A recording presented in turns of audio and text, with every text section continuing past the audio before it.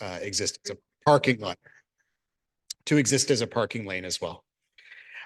So this, what we then took back from the input that we received at the committee was to reprioritize some of those elements. And what we bring back tonight, and this is the alternative that that staff are recommending that we proceed with, is a continuous physically separated cycle track on both sides of Princess Street, along with continuous pedestrian areas. And in order to accommodate that, there are some trade-offs that are made. So some left turn lanes at 2 intersections are removed. We're narrowing the through lanes down to 3.3 meters, similar to what we were doing in alternative 1. And similarly, we are also removing, as we were in alternative 1, all of the on-street parking in the corridor.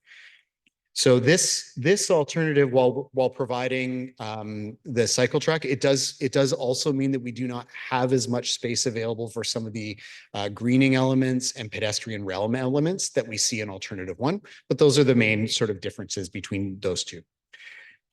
So these, again, similar blocks, just to provide you an overview of what the cycle track model and concept would look like at various points along Princess Street, and how that treatment would look at one of the intersections.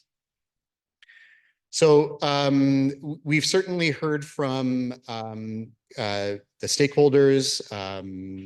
Roger Healy from KCAT just mentioned in his delegation that we had done some outreach. We had met with the Williamsville Community Association, members of KCAT, Velo Kingston, and others who are interested in understanding what this could look like. And we also have discussed this option, this alternative involving the cycle tracks with the municipal accessibility project team that was part of it. All of those stakeholders have responded positively to alternative 2B, and also sort of understand some of those trade-offs that are being made. But it is my responsibility as a member of staff to also make sure that you're aware of what those comparisons are and what those trade-offs are. So in the report, in Exhibit F, Exhibit E, but also sort of summarized here, these are the elements of sort of the comparison between the two alternatives. There are some minor property impacts that are more pronounced in alternative 2B. So where we need to acquire some property or ensure we have some easements so that we can maintain accessible crossings. The accommodation of the pedestrians, this is a question that came up in our last discussion about would the sidewalks be AODA compliant? And so, yes, we can provide AODA compliant sidewalks in both alternatives. The wider sidewalks, the wider pedestrian areas are certainly provided for in alternative 1. And there are some areas that require some detailed design attention as it relates to the accessible crossing at intersections, but there are ways that we can mitigate those elements. Cyclists, I think this is the most dramatic change between the two options. So certainly there's a physically separated option in alternative 2B that most represents the best cycling facility that can be provided in the corridor versus alternative 1 that required where there was no cycling facility and a shared on-road use. In order to accommodate those cycle tracks, as I talked about, we are making some trade-offs as it relates to transit priority and vehicle efficiency in that area. So it means there will be some delays that are introduced to some of the transit trips. There are delays that motorists will experience. There are some implications that are discussed sort of in the report of what that means, but we also have ways that we can mitigate those concerns over the longer term. And then when we look at some of those operating elements and constructability elements, so both alternatives can be constructed. They are both challenging. This is a very constrained right-of-way. There will be choices that need to be made about design elements in both scenarios. But there are certainly in alternative 2B, the there will be an increased need for some of those utilities to be housed within under hard surface or under hard surface that might require additional or expanded restoration if we need to access those elements. Also our ability to provide benches, rest areas, or street trees or other greening elements is more limited in alternative 2B, especially west of Alfred Street. So there is some space that opens up as you get closer to Division Street, and we'll certainly incorporate those elements where we can. But west of Alfred Street, it's much more limited. And then one of the main concerns that had come up relative to the on-road cycling lanes last time related to would vehicles park in them? Yes, they would. We see that happening today in both buffered and on-road painted cycling lanes right now. But when we look at alternative 1, where we had, the narrowed vehicle lanes, there were concerns about whether emergency vehicles would be able to access through there and where motorists would go in order to sort of move away from those emergency vehicles. I think in either alternative, we don't have that operating concern. I think in either alternative, in alternative 1, the blocks are shorter, so vehicles are able to exit off the street. However, there's more ability to move to the side, I think, in alternative 2B. It also means that even with that physically separated cycle track, there is still the ability for vehicles to stop or park up into those cycle tracks.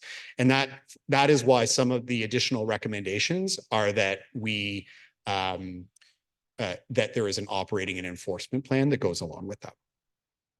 And then finally, winter maintenance is just related to each of the complexity associated with it. It is not a showstopper, certainly. It would have a winter maintenance component in either of them that is very similar to what happens on Lower Princess Street. So lastly, these are the next steps for the Williamsville transportation study. These are the recommendations that are in the report. And I'm joined tonight by staff from the transportation team. So Matt Cusson from our transportation policy team, Mark Dixon from transportation systems, and then Hank Brilliams, who's the project manager who has been working on the different alternatives. And then joining us online are our consultants from Dillon Consulting, Maria King and Eric Stewart, if there's any technical questions that we want them to speak about as well. So happy to take any questions. Thank you, Mr. Semple. Are there any questions from the committee? Councillor Stephen. Thank you, Mr. Chair, through you. Thank you for that presentation. I'm very excited about the changes that have been made. I think it really responds well to what the community's been looking for. I'm wondering, in light of the left turn lanes that are being removed, does technology exist whereby a bus waiting at a stoplight, I feel like we've got some feedback here, can trigger an advanced screen? So for instance, if the bus is, I don't know, a few cars behind, the intersection itself does not know if anyone's turning left, but it's entirely possible someone is. Is it possible to have an advanced screen triggered by the bus so its traffic gets cleared and it can continue through the intersection? Thank you for your question, and through you, Mr. Chair. Yes, so the transit signal priority technology does exist. So our fleet within the city does not presently use transit priority. However, there is an approved project linked with the city's centralized signal project where we are moving towards transit signal priority being available. The section of Princess Street that is slated for reconstruction in the next 2 years, from at least Alfred to Division, the equipment that would get reinstalled at those intersections would allow for transit priority in the future. Thank you. That to me seems like a really great way to bypass that left turn problem. That's it. Thanks. Thank you, Councillor Tozo. Thank you, Mr. Chair, through you. One of my first priorities is always about accessibility, making sure that we are not just AODA compliant, but hopefully going above and beyond the AODA compliance. I noticed on one of the slides that there's a red portion where the path is narrowed. Where is that exactly? And what is land acquisition is necessary? Could you just elaborate a bit more on that? Yes, I can. So I'm not sure if we can put that slide back up, but there is a small section between Macdonell and Smith Street that is particularly narrow. So there is some land acquisition that's required to get sort of to a more preferred sidewalk element, but I think if I could, I know Maria King from Dillon Consulting has joined us, and she can speak to those specific design elements and what that means from an AODA standpoint and what that means from an overall accessibility standpoint. All right, can you hear me in the chamber? Yep. Perfect. Yeah, so the exact location that you're asking about, as Ian has said, was the section between Macdonell and Smith. It's the only section where we're fairly constrained. When we were doing the analysis, we did build in a couple of buffer zones. So most of this corridor includes a 1/2 meter frontage zone along the property line, and then an additional 1/2 meter immediately behind the curb for signs and streetlights and things. So when we get to detailed design and we actually have a proper survey, there's likely to be room to shuffle. I think at that location, we have 1.5 meters in general, but right behind the ramp, it's a little tighter. We're also lucky right at the Macdonell intersection, every single quadrant has parking lots adjacent to the intersection. So there are opportunities there at detailed design once we understand a little bit more about the actual dimensions of this space, to have some discussions with adjacent property owners about land acquisition.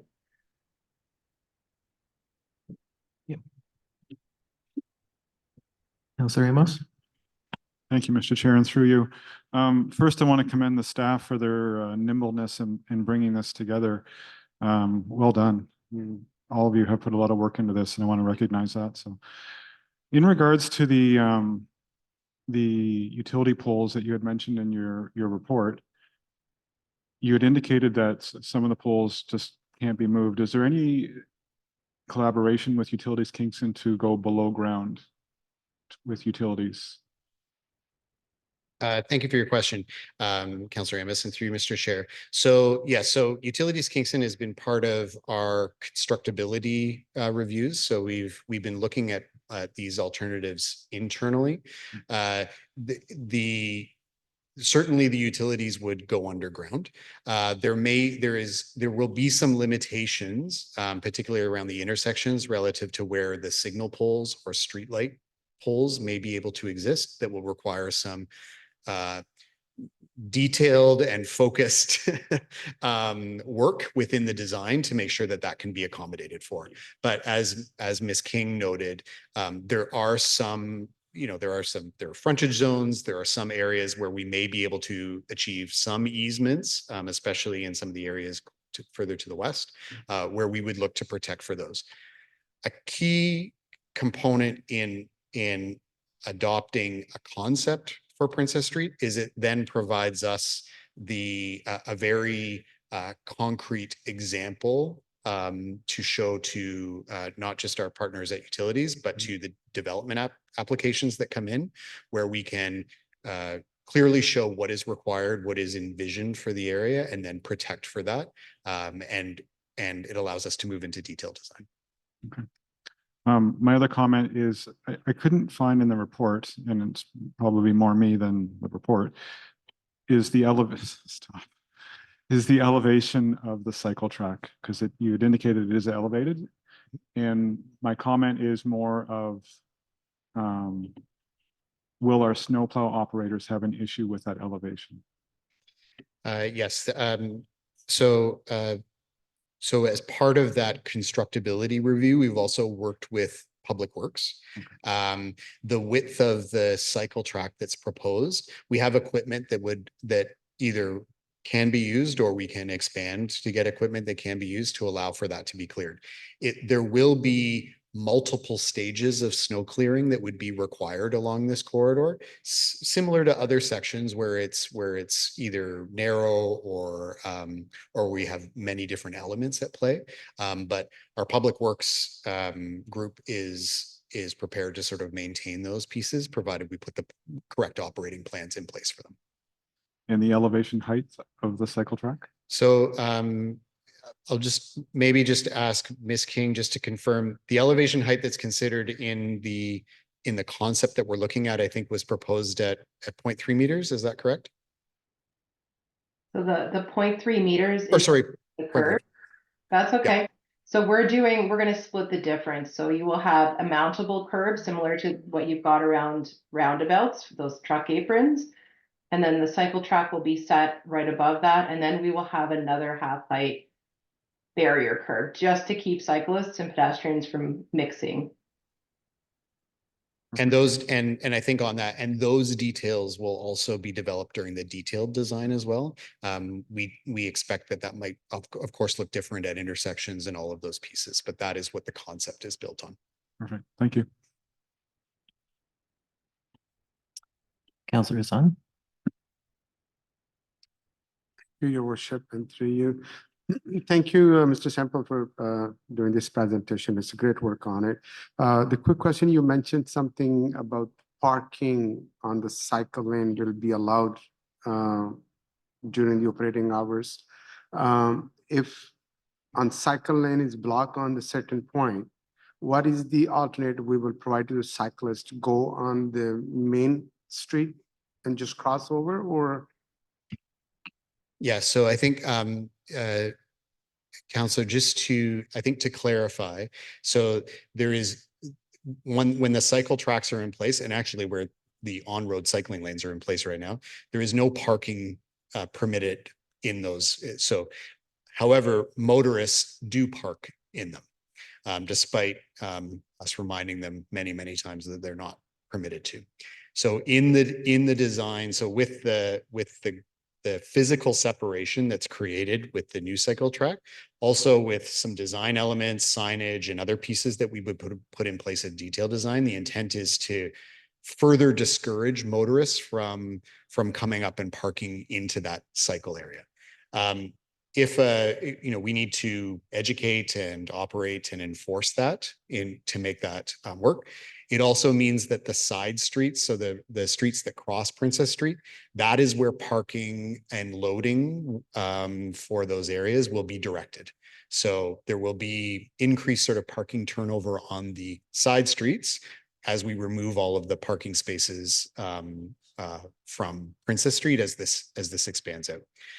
For cyclists that come across a vehicle that is in the cycle track, in most cases, those cyclists move out of the cycle track and move around the vehicle and then come back in.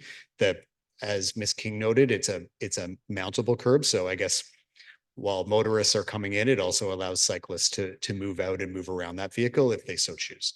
They can also dismount and come back up to the sidewalk. But the goal is ultimately that there should not be any vehicles parked within the cycle track. Then how about the businesses located on that on that part of the Princess Street for loading, unloading zone? Will be any specific time given to the loading, unloading? Thank you for your question. So we do have commercial loading zones. Those would be on the side streets that we would build into it. Those are typically protected for loading from, it's usually Monday to Saturday from 6 a.m. to 2 p.m. and then with other parking afterwards for a short period of time. But though that would not occur on Princess Street, it would occur on the side streets or within the development loading zones that are created. So for that zones being on the side streets, it was consulted with the businesses located on the Princess Street. That is what kind of difficulties or challenges they're going to face. Mm-hmm. Yes, thank you for your question. So the concept of parking and loading zones being removed has been discussed since the start of the study. So back in 2020, when we were doing the update to the Williamsville Main Street plan. And that was businesses were consulted at that time, and then they've also been included as part of this study. We've not heard any or many direct comments back from the businesses, but they have been included in all of the consultation that's been circulated. Sort of the last question is just in case if somebody park the car for any reason in the bike lane, did we assess the risk of safety, for the safety of the cyclist when, let's say, he's coming with the speed and or didn't notice that is very close to it and suddenly has to turn, but his vehicle coming from the same direction. What kind of measures we're gonna put it in for the safety for the both? Thank you for your question. I think those are some of the elements that we would look at detailed design. There's certainly, as we talked about the signage, the way in which the cycle track looks, the material that it's made of to differentiate it. But there, you know, from a safety standpoint, a cyclist should expect that a vehicle is not in the cycle track. And we would look at the design elements to make sure that there was the right visibility and all of those components. But it is an area that would be designated for those active users and not for vehicles. Just adding into that, as because these days the Uber, Skip, and all the other delivery drivers on that area, if they have to park, to pick up the order or drop off the order, that could be a challenging situation for them as well. So just want to recommend it when you guys look into that, keep in mind that not only the regular motorist, but those delivery driver as well. Yeah. Thank you, Councillor. I think that is an important concern. In the two alternatives that we provided, alternative one with the narrow travel lanes and the widened pedestrian area likely avoids that the most because of the height of the curb and the elements that are placed there. However, there needs, part of the recommendation includes that there's an operating, an enforcement, and an education component that is also included with this, because we need to have different types of infrastructure available, and then we need to work to ensure that it's being complied with.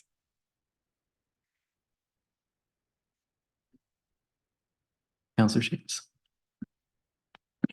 Thank you. So Chair, just to confirm, do you prefer us to ask questions now, or do you want us to ask questions when the motion's on the floor? You can ask questions based on what he presented now, or you can ask questions based on the report Okay, and business. thank you. So I'm going to reiterate what some other members have already stated. This is thank you to all the staff for all the hard work that's gone into this. And this is a prime example of good public engagement and listening to the public and the committee, and taking it back and reworking this probably what, 3-4 times now since you first started this project? A few times. Yes. So this just goes to prove to the public that we actually do listen and we do take back and redesign everything. So thank you. I know it's already been said in the report, but just to reiterate, so on option alternate 2B, sidewalks meet the requirement under the OADA. Yes, that's Yes. sort of, and I'll actually ask Ms. King if she wants to sort of explain that, because I know we had a lot of discussion about accessible sidewalks and AODA compliance last time. And so I think if, I've asked her to sort of be able to explain what that means in alternative 2B. Ms. King, can you step in? I certainly can. So we did have some discussions. That is a primary consideration that we need to look at. So under the AODA, we can get down to probably 1.5 meters or a little less when we get into very constrained sections. None of our segments are narrower than the 1.5 meters in our design, with exception of a little piece behind the curb ramp at Macdonell. So all of those locations meet that AODA compliant. We expect them to, and we built in buffers. So as I had mentioned, there's a frontage and a furnishing zone that total a meter along the corridor, and 90% of it, that if we get into the field and we do a detailed survey and it's a little tighter, we've got that a meter on both sides of the road to make some adjustment during detailed design. Okay, thank you, because that was one of my major concerns last time we were here. Just because we're well, I felt I had to represent those who maybe didn't have a voice in regards to the accessibility. So thank you on that. And I understand that with this new design that the roads are narrower. So in regards to allowing vehicles to make way for emergency vehicles, it's been a decision to have a mountable bike track, which allows the vehicles to mount it should be only for those purposes. However, I think we all know what the true value will happen in these situations. People are going to stop in there for the quickie in and out, going to the store or wherever it may be, or as Councillor San mentioned, to attend the delivery for some Uber or so. Will there be some form of distinction between the road and the bicycle track, color, signs, or anything else in that sort? Yeah, thank you for your question. And I think, yes, I think it's important that we understand the intent of the design. And then we also understand some of the practicalities that might appear and why we have to put those other elements in place. So from a design standpoint, during the detailed design, I think we would look at all of those ways that the cycle track could be differentiated. That might include materials, it might include colors, it might include signage. It also will include, what does that curb look like? What is the height of that curb? How does it appear to the motorists and others? One of the other components along here too is we've talked that the block length itself, there's 13 or 14 intersections in this section of Princess Street, which they're very frequent. And so the ability to, even during an emergency situation, the hope would be that vehicles do have the ability to pull over, but they also have the ability to move out of the way and make a right turn down onto the side street. So we would be looking for how all of those elements can be accommodated. Okay, thank you. And I knew personally a few times, having stopped at an intersection and have an emergency vehicle behind me, I've actually gone through a stopped intersection in order to allow them to get through. So those are options. Final question.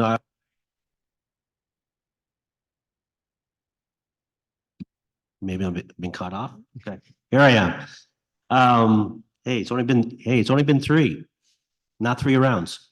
I also read it during the report in this option in regards to buses and the bus stops and having them coordinated with the bike track.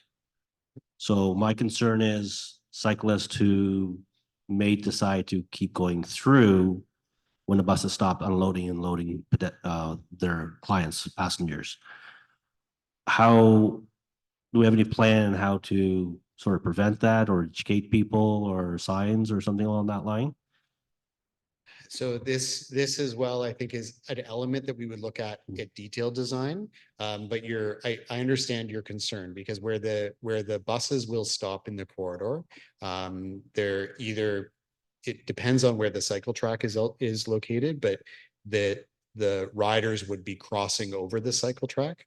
There would be elements of requiring the cyclists to yield to any of the riders that are coming on and off the bus. That requires education, that requires signage and other pieces, as it's a new type of infrastructure that would be used in here. But we would look at all of those components to sort of minimize any of those risks during detailed design. Yes, because my fear is cyclists can keep going, someone can get off the bus and there'll be an incident. Because we know how well people, because this is something that's new. And we all know how people like change, especially the new intersections in my district along Bay Ridge Drive. So they don't like those sort of high angle corners. So I'd appreciate consideration in some form of education or signs if they see them. But yeah, I'd hate to see there being an incident and someone getting off the bus. Yeah, So, thank you. thank you. Thank you for your comment. And I think similar to what the question that Councillor Hassan asked, there is an expectation that all of the users are obeying the rules or working within the design. But it's understood that education and enforcement and other kind of design elements to ensure that that's happening in the best way would be incorporated. Okay. Thank you very much. Okay, thank you. So now we're moving on to our item of business. So we have the Williamsville Transportation Study conclusions. The staff had anything? You already presented the briefing, but do you have anything you wanted to add? Okay. Okay, so are there any questions from the committee regarding the report? Councillor Tozo? Sorry, is this the time for questions or comments? Okay, I'll have comments There's later. questions. No, I've already asked my question. So, Okay. So nobody else has questions additional? All right, so now we'll move on to the, pardon? Yeah, exactly. All right, so we'll move on to the public portion of the meeting. So if there's anybody from the public who wishes to speak, you can come to the microphone just over here, and then you will have 5 minutes. And I'll warn you when there's 30 seconds left. So you have to state your name and address for the report. Yep, you just press the button and the light will turn red.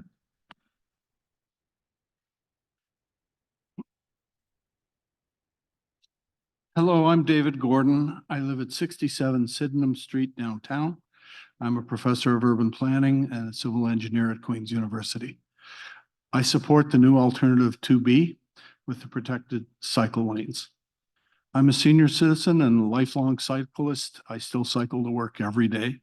I ride everywhere in downtown Kingston, south of Concession and inside to John A. McDonald. I'm terrified to cycle on Upper Princess Street. I think it's from my experience, the most dangerous place to cycle in the city. I don't like it at all. And yet I would like to cycle on St. Princess Street because it's a diagonal cutting through the grid. It's the most convenient route for many trips for a cyclist. And it has a lot of interesting destinations on it. It ought to be a cycle route by any form of cycle route planning. I'm not a timid cyclist. I cycled in downtown Toronto for 15 years before I came to Kingston. And I've lived in Boston, Toronto, and New York and cycled there. But Upper Princess Street scares the living daylights out of me. The vehicles are moving so fast. They come so close to you as a pedestrian, as a cyclist. I've had more near misses there than anywhere else in the city. So I very much support the separated cycle routes. I commend the staff for working with KCAT and the communities for doing this. In my day job as a professor of urban planning, I'm the research chair of the Council for Canadian Urbanism, looking at urban design and public space design all across Canada and North America. I can tell you that this alternative of all the alternatives you're considering is the closest to best practice that you have. In comparison to across Canada and Europe. It's the closest to a complete street. So you should be commended for finding this solution. My last piece of advice for you on the way out is this has been, I'm sure, very, very difficult. And the reason for it is the street is too narrow. The right-of-way is only 20 meters. It's leftover from the 18th century. And elsewhere in the country, when faced with this situation, the city will ask through the official plan amendment for being to widen the street. And Princess Street elsewhere in the city is much wider than 20 meters because of the official plan designation. You had the option to do this 10 years ago when the Williams Street official plan amendment came through and declined it. And because of that, you've had a tremendous amount of difficulty trying to make a more complete street. It would be my recommendation to you, if you're doing something similar elsewhere in the city in the future, where you're trying to make a more complete street, like say along Montreal Street or Rideau Street, I would recommend that you take advantage of the Planning Act and ask for a wider right-of-way for redevelopment along the way. It'll make your life a lot simpler. So congratulations on coming up with the best design under very difficult circumstances. Thank you. Thank you. Is there anyone else who wishes to speak? You can come to the microphone just over here. Go ahead. .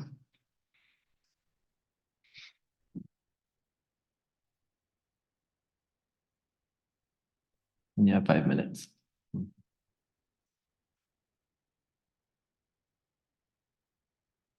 Good evening. My name is John Grenville. I live at 24 Jenkins Street, 1 block off of Princess. And certainly from what I've seen, I have strong support for the recommended option, which includes the elimination of parking on Princess Street, which I support, in order to accommodate other public uses, especially active transportation. My concern is the potential impact of moving parking from Princess Street into the adjoining neighborhoods. At the present time, parking enforcement is limited, and that's probably a weak description of it. It's extremely limited. In the past 10 years in Williamsville, we've had over 2,000 units approved for construction, and probably 80% of them have been constructed already. Residents of these new units have found that it's easier and cheaper to park illegally and risk getting a ticket. Parking is expensive. There's no question about that. Parking on the street is quite cheap as long as there is limited or no enforcement. So my question really is how does this, where does enforcement fit in this? I've heard Director Semple talk about enforcement in various ways, but what steps will the city be taking to increase enforcement, or how will the parking that's going to inevitably end up in the streets off of Princess Street in the adjoining neighborhoods, how will that be dealt with? Thank you.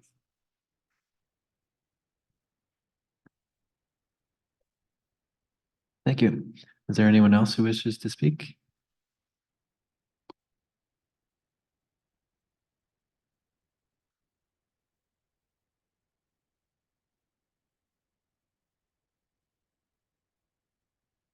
Anyone else?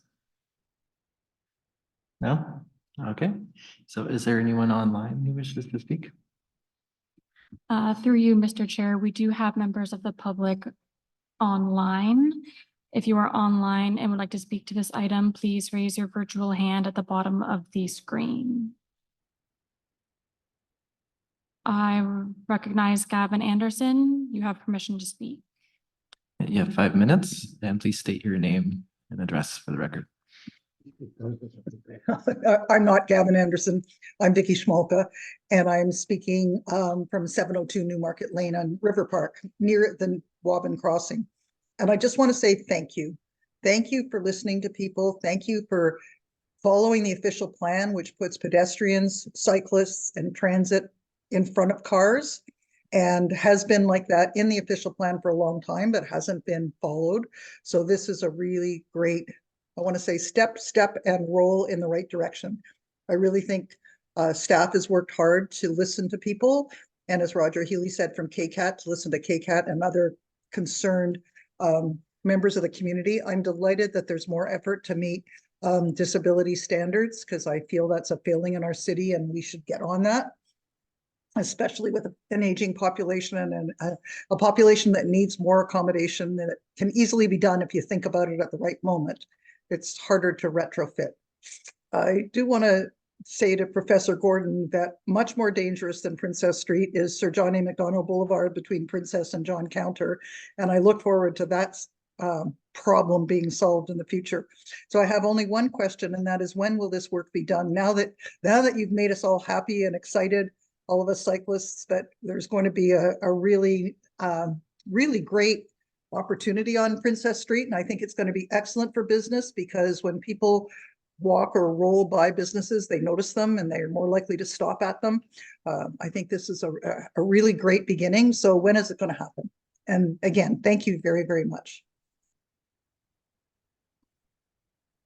Thank you. Is there anyone else online who wishes to speak? My clothes are running. Stuff on my. Yeah. Thank you. Point of order. I just got an email. Is our live stream working? Someone online? No? No. Okay. Thank you. So is there anyone else online? I don't see any hands online. If anybody else online would like to speak, please raise your virtual hand in the bottom right corner. Seeing no hands. Okay, thank you. So I'll invite staff to answer the few questions that were in there. Thank you, Mr. Chair. So the questions, there were a number of comments made from the public, and I think that the first question that I heard was around what steps will the city take to ensure enforcement occurs under these components. So one of the recommendations in this report that will go to council indicates that in addition to adopting this as the concept and developing a detailed design, that staff would also develop an operating maintenance and service plan, which would include enforcement. That is, although it seems maybe intuitive, that is not something that it typically goes along with a lot of our infrastructure projects. It usually occurs afterwards when we're looking at the level of service or other elements that need to be addressed. So there is a history of parking infractions in Williamsville. And certainly as the area has developed with some of the temporary conditions created, that has been exacerbated over the last 10 years. And I think there's an understanding that some measure of enforcement needs to be added into the area to ensure that those elements are, so that it functions in the way that we expect it to function. And that is certainly most important if alternative 2B goes forward. So I can't directly answer the question of what will it take for the enforcement to occur, but the recommendations in the report would direct staff to bring a plan back to council and incorporate that. The recommendation essentially would require staff to incorporate those into future budget deliberations and in creating that plan. But I think it is understood that an element of enforcement, especially at the beginning, is required to be able to maintain both the integrity of the cycle tracks, but also the viability of the side streets. The second question related to when would the changes occur on Princess Street. So there is some urgency related to developing the concept, as there's an approved project for at least the section from Alfred Street to Division. And the recommendation includes this report going to next week's council on June 4th. As staff, presuming that a concept is approved by council, we need to move into detailed design to allow construction to occur in 2025 and 2026. So that is already an approved capital project with capital budget allocated to it, including federal and provincial funding from a number of sources. The other elements of Princess Street, see the other sections of Princess Street to the west, that would be subject to future capital, multi-year capital planning. But the fact that a concept now could exist for this section would allow for, for it to be able to move into detailed design, potentially faster than other segments. So it's important to have these details in place to allow both the short-term and long-term implementation. I think those were all of the questions. If I've missed any, Mr. Chair, please let me know. Nope, those were all the ones I recorded. Okay, so do I have a mover and a seconder? Moved by Councillor Shave, seconded by Councillor Steven. Is there any discussion? Councillor Tozo.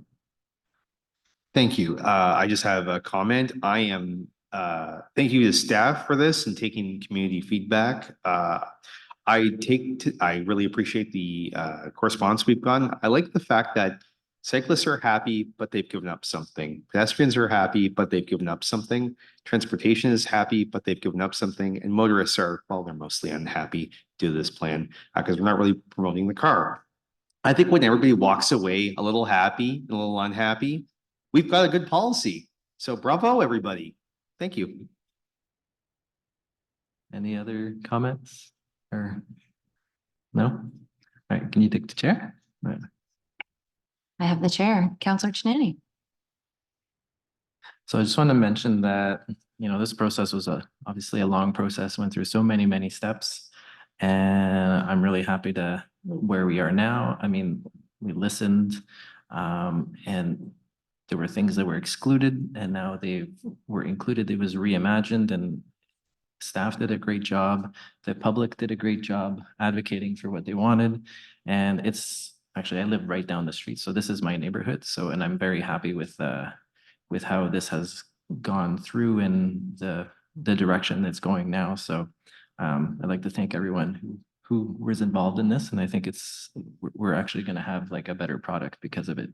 So thank you so much. I return the chair. So now we vote, all in favor? And that passes. Okay, so now we are.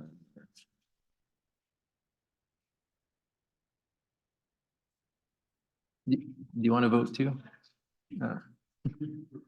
You can raise your hand and there you go. All right, so there are no motions. There are no notices of motions. Is there any other business? Councillor Tozo?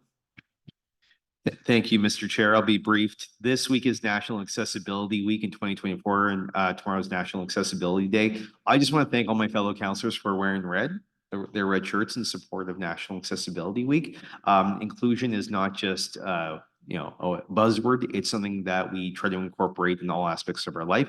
I think this is a good example of really a lot of the questions really we're discussing about inclusion and accessibility. Thank you to my fellow councillors for not just making this a talking point, but for actually making it a part of how we govern. So bravo to all of you. Thank you. Councillor Hassan?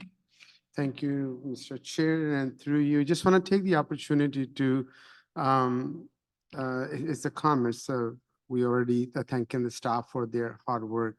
But this project, especially as you mentioned, it's been discussed many times. It took a long time. There's a lot of work, a lot of efforts from the public, from the staff, from the council.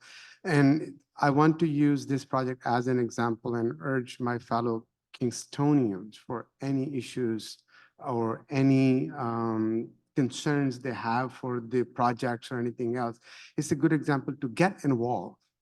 Raise your voice, talk to us, talk to the staff, and ask your neighbors and the friends to get involved. Until they get involved, we will not have a clear picture, whether as a councilman or also staff will not have a clear picture. So I appreciate all the participants from the public side who participate, advocate hardly in this project, and this project is going through. And I think we should use that as example for the future for other projects. If anybody has concern or the groups have any concern, they should work together and raise their voice and come forward to participate. That is very important to have our city moving forward to the positivity. Thank you. Thank you, Councillor Stephen. Thank you, Mr. Chair. June is a special month for a wide variety of amazing reasons, but the one I want to highlight here at this committee is that Sustainable Kingston is in collaboration with a lot of other amazing partners, many of whom are in this room. It will be Sustainable Transportation Month. So City of Kingston, broadly, residents can participate in the Commuter Challenge, which is happening first week of June. I saw Mayor Patterson had posted, there's a cycle and breakfast happening, leaving from Invista. There are lots of different events and things going on. I won't list them all here, but it's a great month to try traveling in all these amazing modes other than maybe hopping in your car. And maybe we can start to see some people sort of considering other options first. And, cars aren't going anywhere, but maybe you can choose to walk or bike or take the bus or carpool incidentally. So yeah, watch for those. Check out Sustainable Kingston on social media. And please, if you can push this stuff, that would be really fabulous. It'd be great to see good participation across the city. Thanks. Thank you. Anyone else have other business? No. Okay. So the correspondence was included in the agenda addendum. So the date of the next meeting for the Environment, Infrastructure and Transportation Policies Committee is a meeting scheduled for Tuesday, June 11th twenty twenty-four at 6 p.m. So do I have a mover and a seconder for adjournment? Moved by Counselor Shave, second by Counselor Amos. All in favor? And that passes. Have a good night, everyone.